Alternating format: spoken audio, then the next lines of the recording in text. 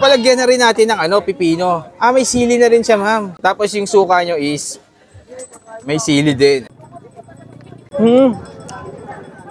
Masarap talaga. Yeah. Hello, ma'am. Ano po mga tinda nyo, ma'am?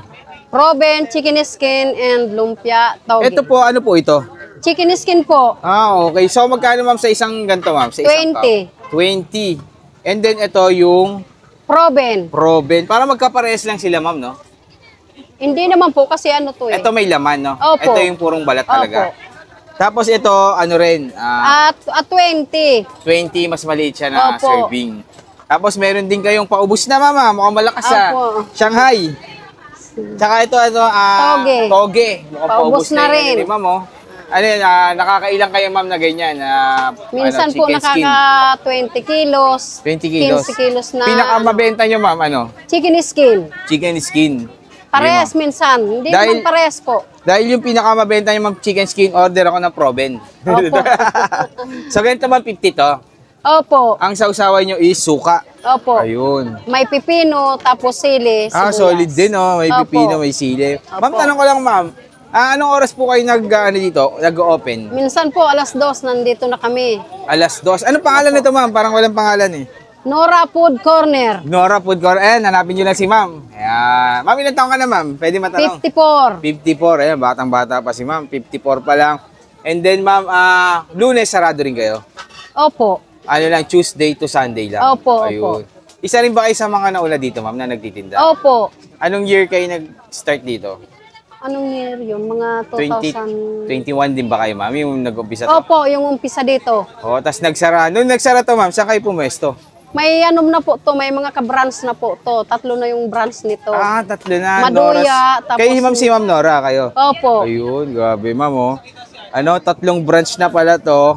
Tapos ang kasama niyo pagtitinda, ito po, ano niyo po siya, ma'am? Anak ng kapatid ko. Okay. Pamangkin nyo. So, palagyan na rin natin ng pipino. May sili na rin siya, ma'am. Opo. Solid ang anghang yan. So, kung hindi ka mahilig sa manghang, huwag ka na magpalagay ng pipino. Tapos, yung suka nyo is may sili din. Ayan, okay. Tikman na natin to, guys, yung kanilang Proben. Thank you po. So, yung mga food trip, nandito tayo sa Dabilan ngayon, guys. Sobrang daming food trip dito.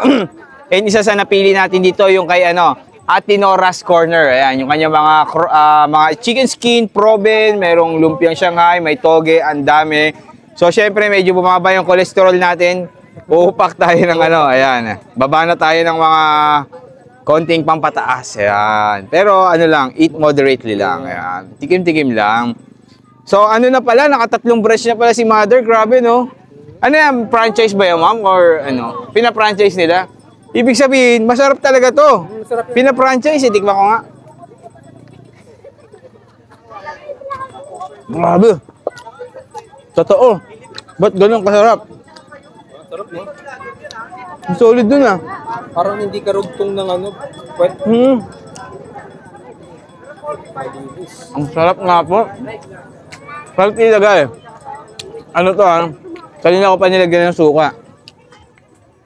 Pero yung lambot niya, yung crunchiness, nandito pa rin.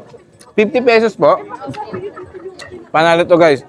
Pag pupunta kayong Dabilan, isa to sa mga, puntahan nyo kay, Ate Nora's. Ma'am, saan pa po yung imang branch niyo po? Palengke ng... Carmona. Ayan. Pang-apat na. Grabe, oh.